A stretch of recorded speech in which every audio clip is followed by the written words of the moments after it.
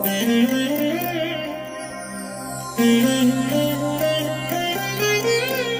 దినం పరము నుండి దిగివచ్చు మాట, ఇది నీ జీవితానికి వెలుగుల బాట, నీ ఒడిలో ఉంచబడిన దీవెనల మూట, అద్భుతాల ఆనంద ఊట.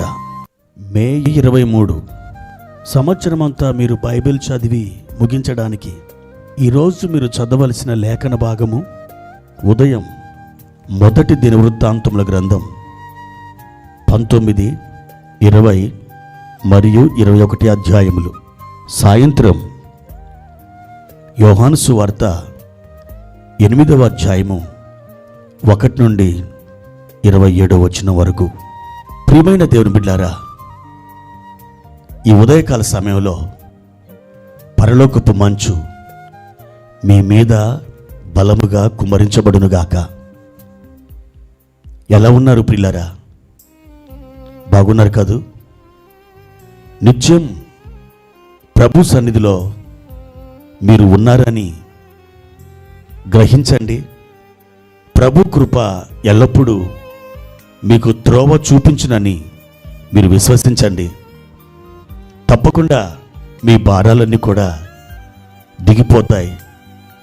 మిమ్మలను మీరు కోరిన రేవునకు చేర్చే బాధ్యత మీరు నమ్మినటువంటి యేసు ప్రభు వారిది. ఈరోజు దేవుడు మనకిచ్చిన లేఖన భాగాన్ని మనం చదువుకుందాం. అపోస్తుల కార్యములు 9వ అధ్యాయము 5వ వచనం.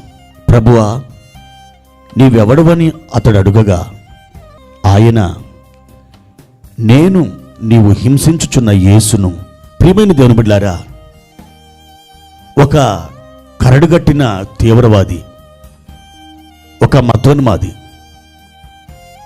పరిశుద్ధ గ్రంథంలో మనకి అలాంటి వ్యక్తి మరొకరు మనకు కనబడరు. క్రైస్తవ సంఘాన్ని చీల్చి చెండాడిన వ్యక్తి, యేసుని ద్వేషించిన వ్యక్తి, క్రైస్తవుల గుండెల్లో ఒక సింహ స్వప్నం. అతని పేరు వింటేనే క్రైస్తవులు బెంబేలెత్తిపోయేవారు. ఇంతకీ ఆ మనుషుడు ఎవరనుకుంటున్నారు? ఆయనే సౌలు. ఆ తర్వాత పౌలు అనే పేరుతో ప్రపంచంలో ఎక్కడెక్కడ దేవుని పరిచర్య జరిగించి అద్భుతమైన రీతిలో ఆయన సంఘాలు కట్టాడో మనం పరిశుద్ధ గ్రంథంలో చూస్తాం. ప్రియమైన దేవుని బిడ్డలారా, దమస్కు పట్టణంలో దేవుని నమ్మిన పిల్లలు ఉన్నారని ప్రధాన యాజకుల దగ్గరికి వెళ్ళి పర్మిషన్ తీసుకొని ఆ దమస్కు పట్టణానికి తన అనుచరులతో బయలుదేరి వెళుతున్నాడు ఈ సౌలు. క్రైస్తవులందరూ కూడా అతని కోసం ప్రార్థన చేస్తున్నారు.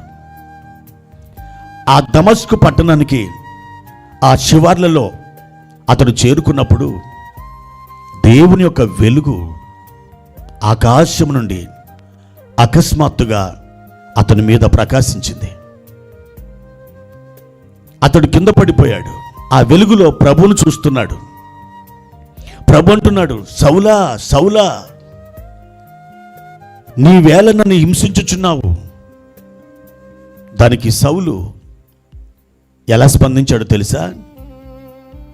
ప్రభువా, నువ్వు ఎవడవు, నువ్వు ఎవరివి అని అడుగుతున్నాడు. దానికి ప్రభు చెప్పిన సమాధానం, నేను నీవు హింసించుచున్న యేసును అన్నాడు. వాస్తవానికి ఈ సౌలు ప్రభువుని ఎప్పుడు హింసించాడు? ప్రభువుని సిలువ వేశాడా? ప్రభు మీద ఉమ్మేశాడా? ప్రభు యొక్క ముఖం మీద పిడిగుద్దులు గుద్దినాడా? లేదే, ఎన్నడూ అలా చేయలేదు కదా.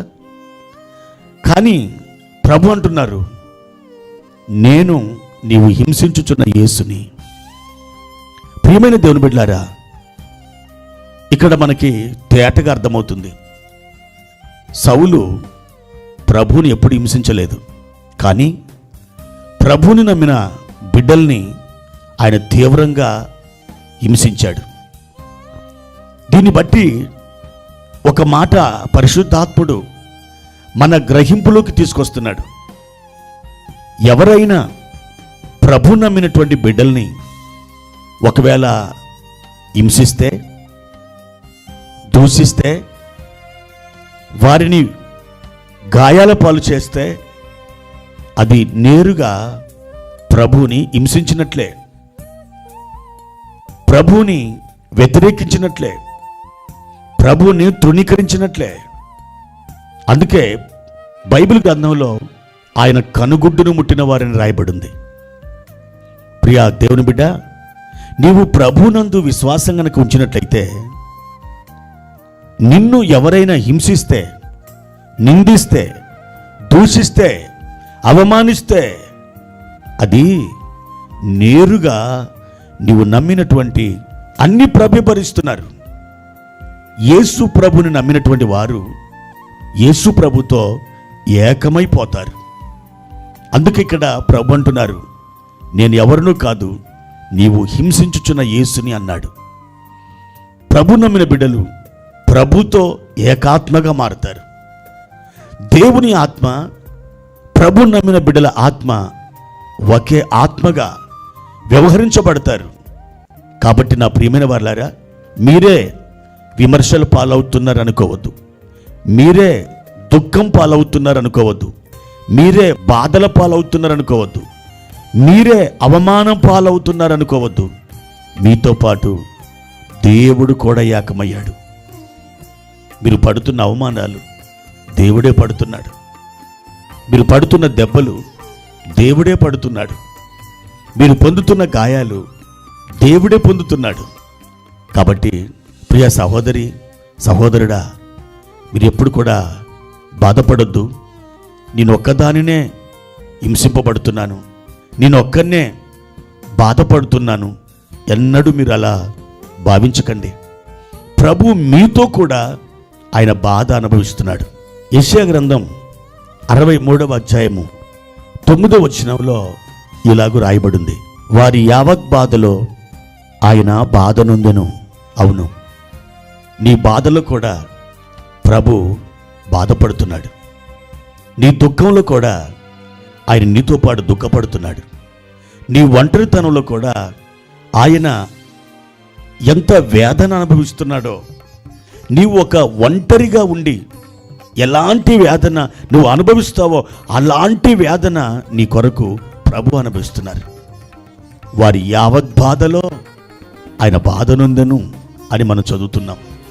కాబట్టి ధైర్యముగా ఉండు దేవుని బిడ్డ, ఎన్నడూ నువ్వు బాధపడొద్దు. ఎన్నడూ కూడా దేవుడు నన్ను విడిచిపెట్టాడు, నా మానాన్ని నన్ను వదిలేశాడు అని నువ్వు భావించొద్దు. ఒక దినం అద్భుతమైన కార్యం చూస్తావు. నీ కష్టాలకి, నీ శ్రమలకి ఒక ముగింపును ప్రభు తీసుకొని రాబోతున్నాడు. ఈ అద్భుతమైన గడియ ఎంతో దూరంలో లేదు, అతి సమీపంలో ఉంది. దేవుడు మిమ్మల్ని ఆశీర్వదించునుగాక. ప్రార్థన. ప్రియమైన తండ్రి, మీ ఘనమైన నామానికి వందనాలు. మమ్మల్ని మీరు విడవలేదు, మాతో పాటు శ్రమ అనుభవిస్తున్నారు, మాతో పాటు గాయపడుతున్నారు, మాతో పాటు మీరు నిందించబడుతున్నారు, మాతో పాటు ప్రభా శ్రమ నందుచున్నారు. నాయనా, నీవు మాతో కూడా ఉండడం మాకెంతో ధైర్యముగా ఉంది, మాకు నిరీక్షణగా ఉంది. ప్రభువా, ఎన్నడూ విడనాడని ఎడబాయని దేవుడు గనక నీ కృపలో మమ్మల్ని ఇంకా స్థిరపరిచి నిరీక్షణ సహితమైన భక్తి సాధన చేయడానికి సహాయం చేయమని యేసు నామంలో అడిగి వేడుకుంటున్నాము తండ్రి. ఆమేన్.